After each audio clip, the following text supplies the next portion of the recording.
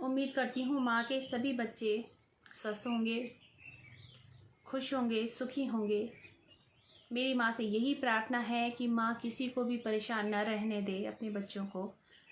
एक बच्चे ने और सवाल किया था कि माँ आप फीस कितनी लेती हो, पूछा कि ठीक है। तो ये सवाल तो गलत ही था। मैं कोई फ़ीस नहीं लेती हूँ, मेरी कोई फ़ीस नहीं है, मैं कुछ भी नहीं करती हूँ। पूछा माँ देती है, मैं नहीं करती हूँ, मेरा कोई इसमें रोल ही नहीं है। मेरा रोल इतना है कि मैंने बैठना है, मैंने माँ की सेवा करनी है, मैं माँ की नौकर हूँ। माँ जो बोलेगी मैंने वो चीज़ आप तक पहुँचानी है। तो मेरी कोई फ़ीस नहीं है, ठीक है। और जो आए हैं उनको तो पता है कि वो क्या चढ़ा कर जाते हैं। जो यहाँ मैया के सामने बैठ करके अपनी परेशानियों का हल लेकर के जा चुके हैं, अगर वो भी वीडियो देखते होंगे तो उन्हें पता है कि उन्होंने क्या चढ़ाया है। यहाँ से कोई डिमांड होती नहीं है, यहाँ कोई बिजनेस चलता नहीं है। जो भी देगा वो माँ को देता है और श्रद्धा से देता है, वो माँ की सेवा में ही लगता है। वो मेरा पैसा नहीं है या मैं उसे लूँ, मेरा कोई ऐसा मोटिव नहीं है और ना मैं ऐसा कर सकती हूँ, क्योंकि ये माँ का है और ये माँ के ही सेवा में जाता है।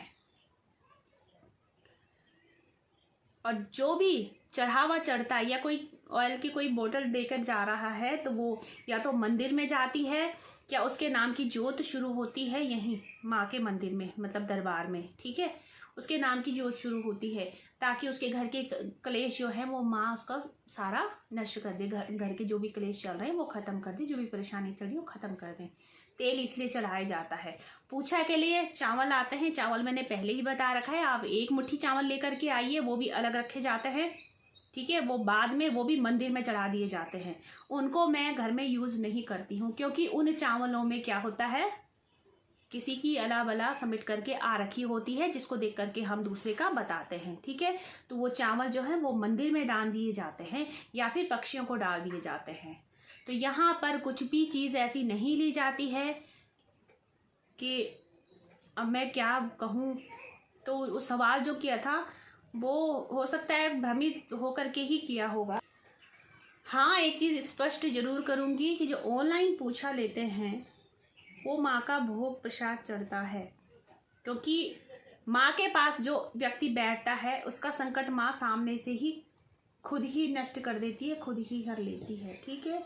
लेकिन जो व्यक्ति दूर बैठा है उसका यहाँ से बताना है, यहाँ से उपाय जाएगा। अब वो उपाय नहीं करेगा तो वो परेशानी किसको होती है, भगत को होती है। क्योंकि जो चीज़ उसको परेशान कर रही होती है उसको अगर ये मिल जाता है, मतलब कि अब हमें हमारी पूजा मिलने वाली है, हमें हमारा भोग मिलने वाला है, अगर ये निकल करके आता है कि किसी की कोई चीज़ खड़ी है जो भोग मांग रही है, कुछ करने से शांत हो जाएगी, तो वो अगर व्यक्ति उस काम को नहीं करता है तो जो व्यक्ति पूछा दे रहा है उसके लिए ये संकट पैदा हो जाता है।